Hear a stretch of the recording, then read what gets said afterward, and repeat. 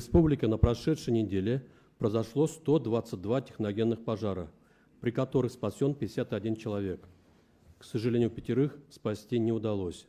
Вместе с тем, с начала 2022 года достигнуто сокращение смертности при пожарах на 16 человек по сравнению с аналогичным периодом прошлого года.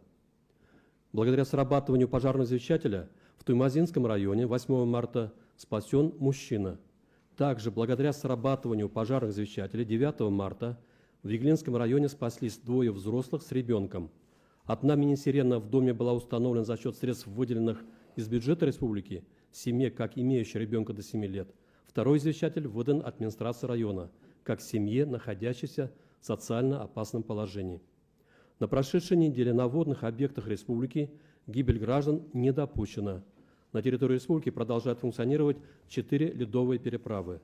В целях обеспечения безопасного прохождения весеннего половодья в республике начата реализация противопаводковых мероприятий, в том числе распиловка и чернение льда на заторопасных участках рек. Работа по заключению договоров между муниципалитетами и организациями, имеющими лицензии на проведение взрывных работ, завершена. На затороопасном участке первые взрывные работы проведены 11 марта на реке Уршак в Чишминском районе. На прошедшей неделе Центром обработки вызовов в систему 112 принято более 46 тысяч звонков.